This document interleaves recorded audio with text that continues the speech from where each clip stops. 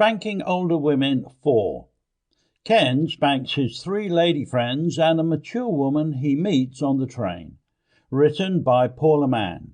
Narrated by Peter Michaels. Published by Mann Publishing. This audiobook is for adults only. All participants represented in the fantasies in this audiobook are over 18. Introduction.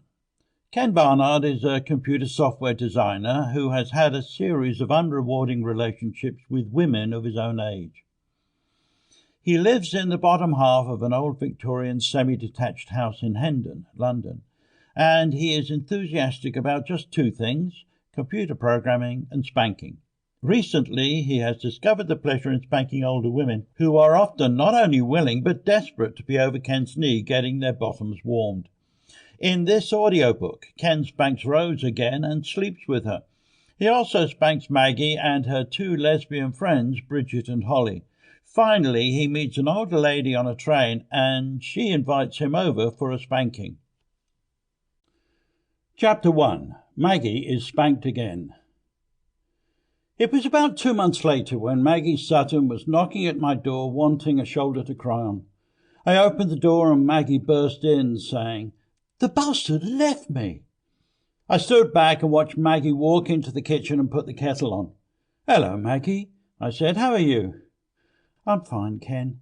I thought I knew what I was doing, but he just packed his bags when I wasn't here and walked out on me," Maggie said. "He took my money and my cards. He's a real bastard." "Oh, I'm fine too, thank you for asking," I said. Maggie looked at me for a while and then said, "Sorry, Ken, I wasn't thinking. Do you want a cup of tea?" "I'm not sure if you noticed," I said, "but this is my house. Shouldn't I be offering you tea?" Maggie laughed and calmed down a little. Maggie and I were living in the same house. Well, to be clear, the house in Hendon, North London, was split into 2 flats many years ago. Maggie lived in the top flat and I lived in the flat downstairs. I had the garden, but she had the view, I would tell her, although it wasn't much of a view. I met Maggie a few months ago when she supposedly locked herself out of her flat late at night. I let her into my flat and offered her a bed, thinking we could call a locksmith in the morning. We chatted for a while and she mentioned it was naughty of her to lock herself out, and as a spanking enthusiast, I never miss an opportunity when a lady says she's been naughty. I spanked her that night and a few times after that. Neither of us ever intended it to go any further, and it didn't.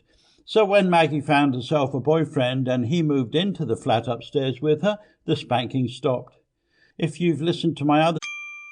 Sample complete. Ready to continue?